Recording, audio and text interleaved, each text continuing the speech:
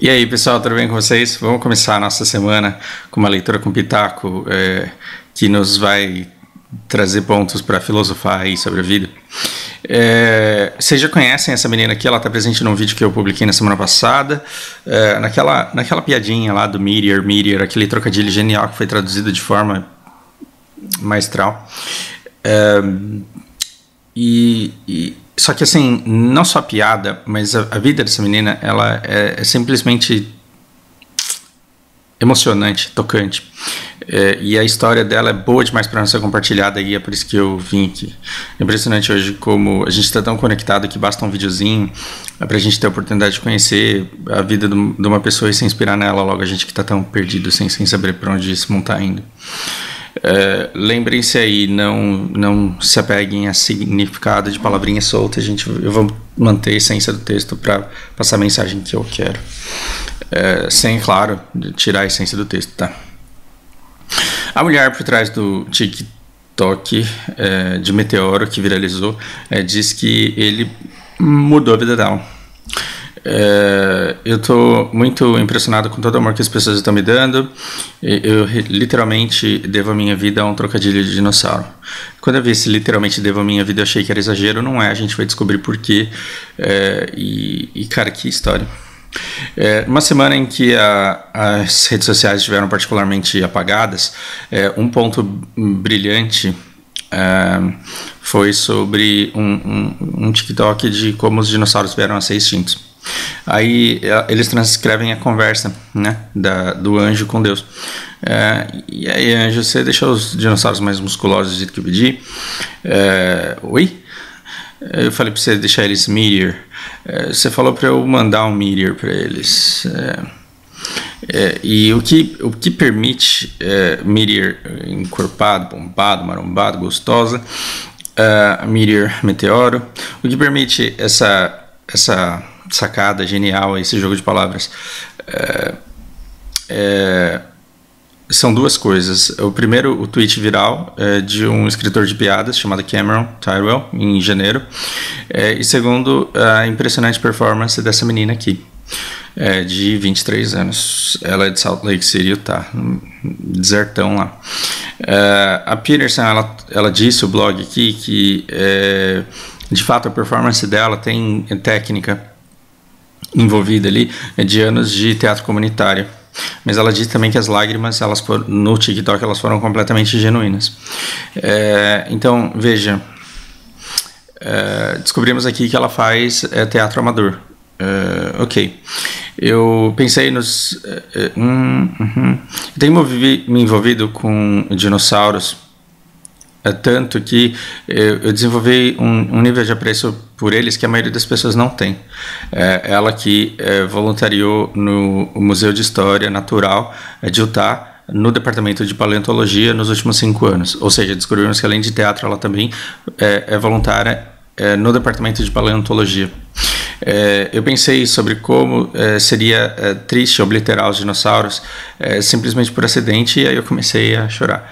Antes de chamar ela de retardada, saiba que isso são coisas que atores fazem, tá? Se você quer viver o personagem, se você quer atuar bem, você tem que viver o personagem, você tem que se colocar no lugar dele e imaginar o que ele sentiria naquele momento. Por isso, aquelas lágrimas ali. Ela filmou o TikTok, que agora tem uns 10 milhões de views, já deve ter muito mais por hora, porque esse texto aqui da semana passada, num dia meio tranquilo, assim, no escritório de advocacia onde ela trabalha, quando ela não está voluntariando. Ou seja, descobrimos aqui que ela tem um emprego no escritório de advocacia, e quando ela não tem que trabalhar, ela está ou atuando no drama club dela, do qual ela faz parte no teatro comunitário dela, ou então ela está fazendo voluntariado como paleontóloga. Ela inicialmente queria refilmar cenas onde ela está chorando, mas aí ela disse, né, assim, que quase ninguém assiste esses vídeos de qualquer forma, então ela postou e largou o telefone para o resto do dia. Não foi até ela receber uma mensagem do pai, que é um dos maiores fãs dela e que tem religiosamente acompanhado a popularidade dos anteriores TikToks a respeito de dinossauro que ela tem postado nesse verão. É verão agora, né? No hemisfério norte, o bicho tá pegando lá. E foi só então que ela percebeu que o vídeo tinha explodido. No final do dia de trabalho, quando eu verifiquei, já tinha 1 milhão de views. Minha família perdeu as beiras. Não apenas o pai dela é um dos seus maiores fãs, mas como ele também fez parte da inspiração dela para esse TikTok de Meteoro. O que ela diz é que, na verdade, essa piada ela tem décadas já, e que o pai dela ficava contando essa piada lá atrás, na década de 80. Então isso daí já estava chacoalhando de alguma forma na cabeça dela a vida inteira, né, por toda a vida dela. E quando ela viu o tweet viral desse Tyrell, ela ficou muito feliz de ser lembrada dessa piada, e aí ela decidiu, depois que viralizou o TikTok dela, acreditar o tweet pela inspiração para o TikTok. Você vê que a maneira como ele escreveu, ele pegou essa piada e colocou de uma outra forma, porque escrito é claro mais fácil. Eu falei para você deixar eles meteor, aí o anjo falou, oh, meteor, com meat, né, de carne. Sendo que e aqui o leitor ele já entende que o anjo entendeu meteoro.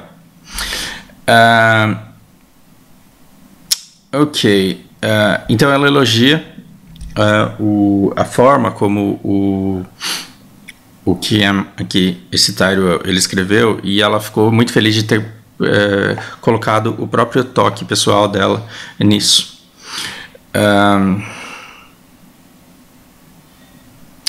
Ela já vinha postando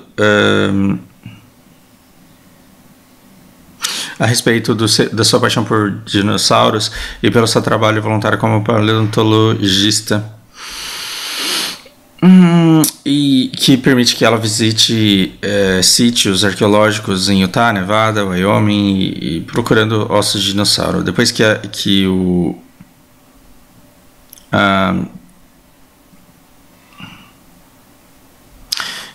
você vê, como voluntária, ela já trabalhou no transporte de ossos para o Museu Natural, na limpeza e na montagem desses esqueletos, brincando ali com um quebra-cabeça de 65 milhões de anos.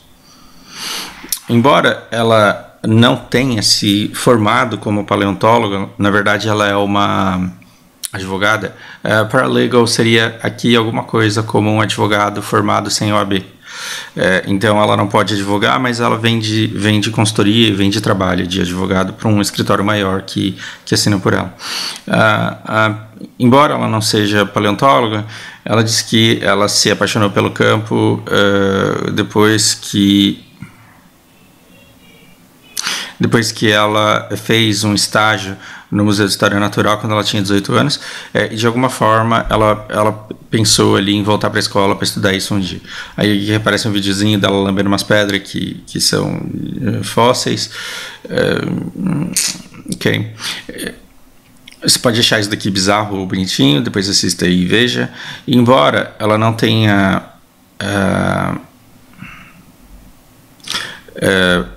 embora ela não tenha feito trabalho no sítio arqueológico, embora ela não tenha feito trabalho de campo devido à pandemia do coronavírus, ela disse que a soterradora, a impressionante reação ao TikTok dela lembrou de uma outra grande paixão que ela tem, que é acting, que é de atuar.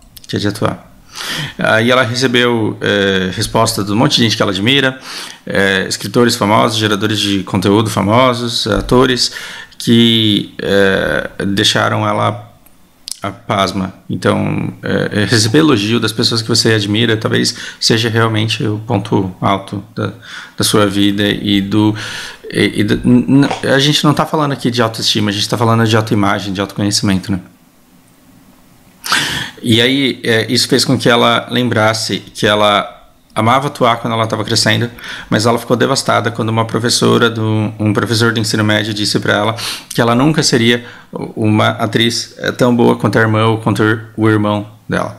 E aí ela simplesmente quitou, né, disso completamente. Eu acreditei nela, então descobrimos que a professora aqui é uma mulher. Eu acreditei nela e foi horrível. agora que isso explodiu, eu lembrei o quanto era divertido estar no palco e performar, e eu estou adorando tudo isso.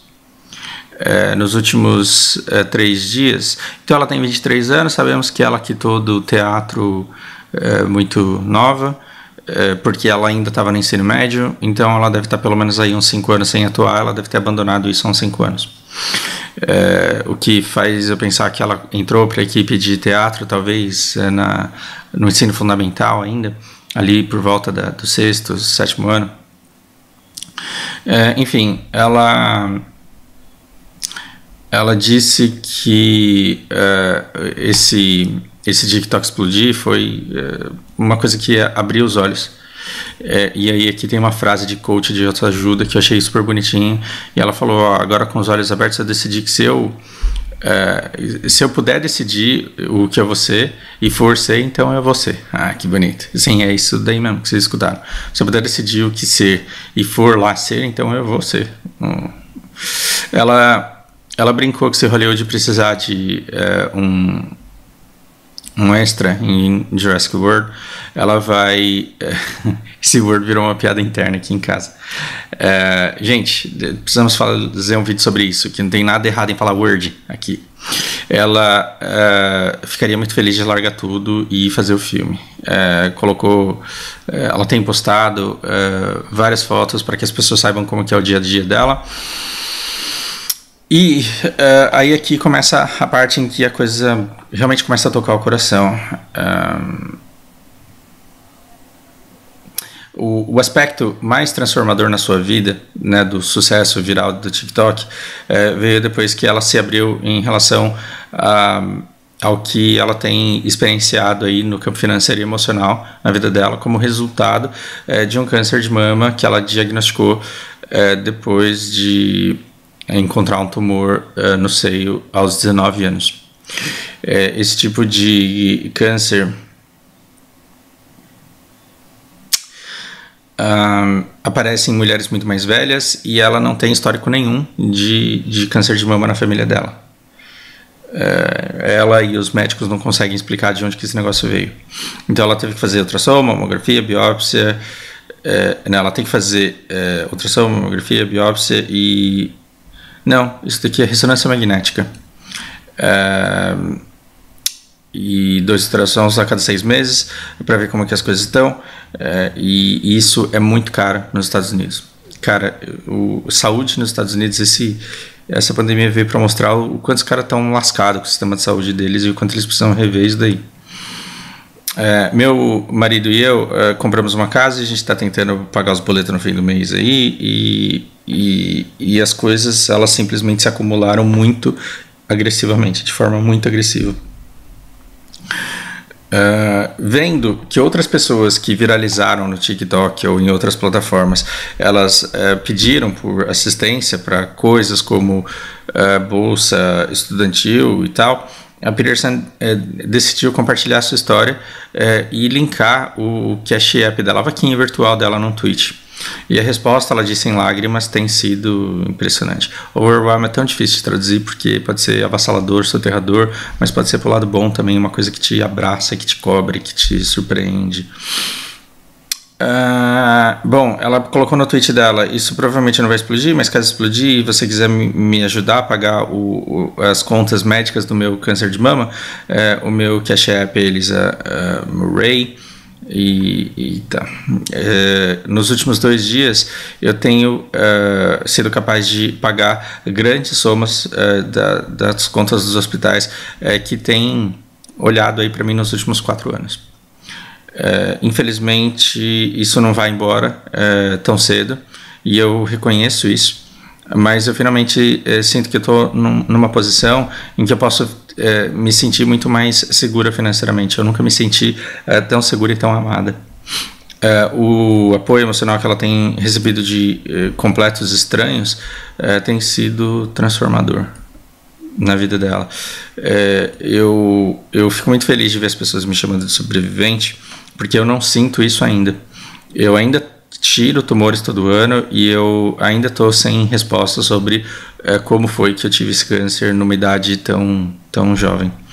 enquanto ela ainda está lidando com a realidade do câncer, ela diz que ela espera que a persistência e que o trabalho dos médicos vai ajudar outros que podem se encontrar em faces do mesmo diagnóstico.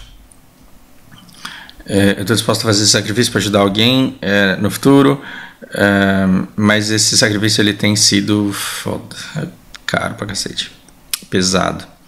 Ela disse: eu estou muito impressionado com todo o amor que as pessoas estão me dando, e eu realmente devo a minha vida a um trocadilho de dinossauro, e eu vou para sempre estar em dívida com uma piadinha besta dos anos 80. Por que essa história é uma história que merece ser compartilhada?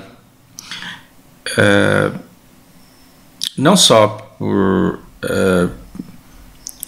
pela luta contra o câncer. Eu não estou falando que você tem que ir lá e ajudar na vaquinha dela para salvar. Você tem que ajudar as pessoas que estão mais próximas de você. Eu acho que quanto mais próximo e quanto mais você faz parte da vida da pessoa, melhor, assim, porque aí você vê o resultado da caridade, da ajuda, quando for o caso de você poder e querer ajudar. Mas uma coisa que eu acho impressionante é que, assim, olha esse estilo de vida. É uma pessoa que trabalha poucas horas por semana no escritório de advocacia e que tem tempo para fazer voluntariado num campo que não remunera, mas que a permite conhecer sítios arqueológicos. E eu acho que, assim, no Brasil a gente deveria fomentar muito isso, e a gente vive tão... Por consequência da sociedade que a gente criou pra gente, a gente vive tão à beira da escassez, ou na escassez, que a gente não tem tempo de pensar em dedicar a nossa existência a alguma coisa que não remunere. É engraçado como a gente pode passar dezenas de horas por semana no BDO. Por quê? Porque a gente tem a impressão de que é um negócio barato, porque se a gente for fazer fora de casa, realmente vai custar alguma coisa muito cara, e não vai ser tão legal quanto, mas aí a gente não se conecta para fazer alguma coisa que tenha um impacto positivo para a sociedade. Eu penso muito, sabe, no fim de tudo isso, a dedicar menos horas ao jogo e dedicar mais horas ao serviço comunitário, e ao invés de ficar tomando iniciativas para fazer guilds, tomar iniciativas para fazer grupos de vizinhos que queiram, por exemplo, limpar a beira do mangue ali, porque eu moro perto de um mangue aqui, olha que legal. Esse tipo de serviço social te conecta muito mais com as pessoas que estão próximas a você do que, por exemplo, ficar xingando o cara que está fazendo besteira na sua partida de MOBA. A probabilidade de você fazer um amigo para a vida num jogo como HOTS, como LoL, é muito pequena, embora isso aconteça. Embora casais se conheçam lá, ainda é muito difícil para você dizer que é uma ótima maneira de você se socializar e extrair o melhor das pessoas. Então, quando eu vejo que essa pessoa, ela, embora formada em direito, ela ainda não tem certificado e ela ainda não pode advogar, e que ela poderia estar trancada no quarto dela estudando muito para passar nessa prova, mas que ela está conseguindo meio que pagar os boletos dela, e conseguiria se ela não estivesse tão doente assim, fazendo o trabalho que ela faz e ainda deixando sobrar horas da semana dela, do tempo dela, para se dedicar a um trabalho voluntário que dá propósito na sua existência, o quanto isso é bacana. É muito triste ver que muitas pessoas chegam aos 50, 60 anos e elas olham para trás, para a vida delas, e a única coisa que elas enxergam é a carreira dela e os boletos que ela pagou. Então... Eu não quero aqui me colocar como um modelo de estilo de vida a ser seguido, porque muito longe disso. O meu estilo de vida é consequência das restrições que a vida me impôs, mais do que uma opção de resultado de muito planejamento. Não quero me colocar dessa forma, mas eu me orgulho bastante de fazer vídeo aqui e de vocês terem que ficar escutando a Lana no fundo, porque ela está perto.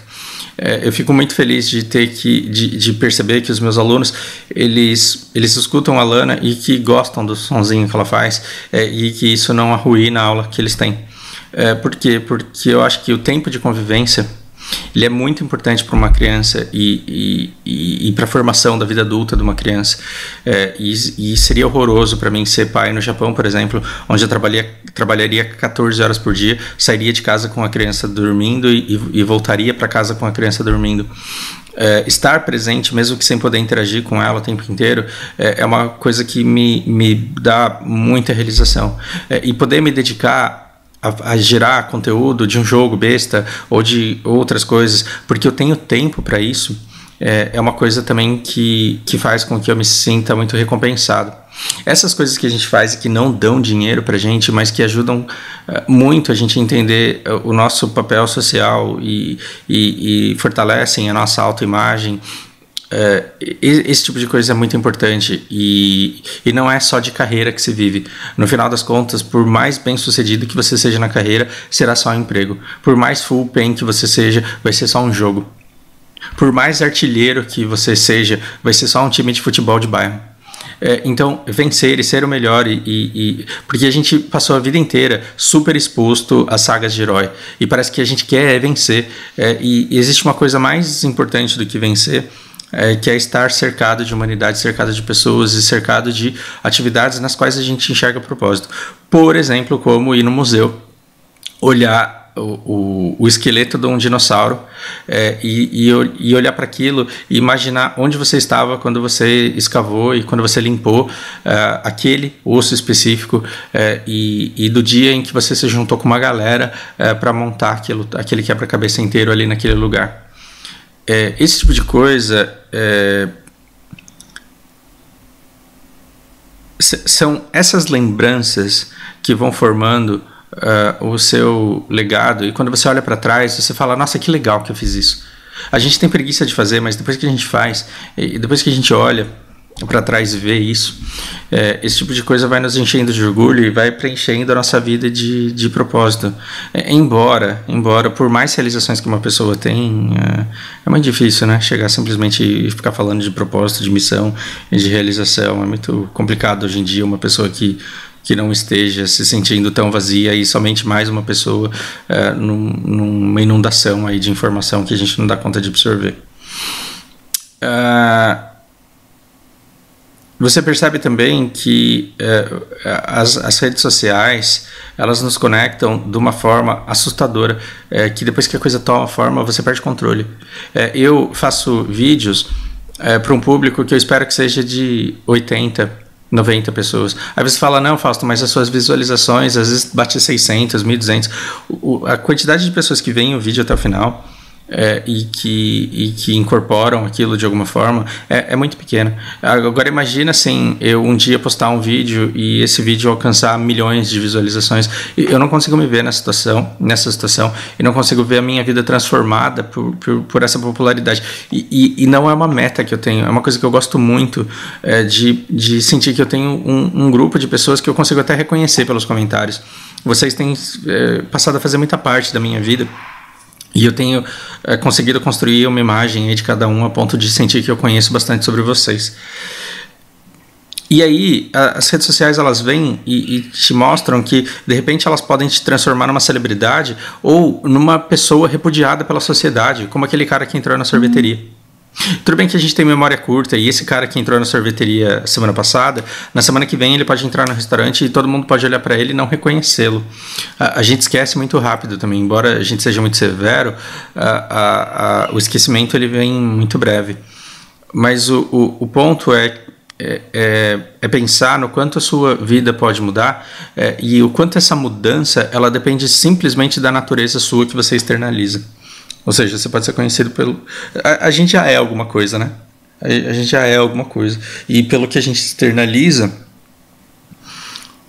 o mundo pode te conhecer como uma menina fofa que merece muito receber apoio no tratamento dela, ou um babaca que merece ter a lojinha de tinta de impressora dele meio que falida por falta de demanda. Bom, reflitam aí também, não só nesse negócio na externalização da natureza, mas o quanto vocês podem e devem buscar atividades não só pensando na remuneração que elas geram. Às vezes você consegue um emprego que te dá, vamos supor, 8 mil reais e que te consome 8 horas por dia. Você pode tentar dar o próximo passo. Aí você vai ter que estudar mais e vai ter que trabalhar mais. Aí você pode ir para um trabalho de 16 mil reais, só que aí você vai ter que trabalhar 16 horas por dia. Pense que esses 16 mil reais você vai gastar de terapia, você vai gastar de problemas com a sua família, de problemas com a saúde. E você vai olhar para trás, quando você tiver 60, 70 anos, você vai olhar para trás e vai dizer: eu passei por esse mundo, eu tive a oportunidade única de viver uma vida na Terra, e eu trabalhei. E nessa minha existência o que eu fiz foi trabalhar e ter dinheiro. E você pode, de repente, deixar de trabalhar 8 horas por dia e começar a trabalhar 6 e fazer, sei lá, 6 mil reais. Eu estou sendo generoso, isso aí não é a média nacional, mas é porque eu quero chegar num ponto em que você possa subsistir. Né? A gente vive querendo aí um trabalho que faça com que a gente pague os nossos boletos com conforto. O dia que a gente consegue pagar os boletos com conforto, o que a gente quer? A gente quer mais dinheiro, a gente quer mais trabalho, a gente quer morar num bairro melhor, ter um carro melhor. No fim vai ser só um apartamento, vai ser só um carro, e você poderia trabalhar menos, ter menos dinheiro, mas upar outras árvores de skill. E olhar para trás e dizer: isso não me deu R$1, mas me deu experiências que fizeram com que a minha existência e a minha passagem na Terra valesse a pena.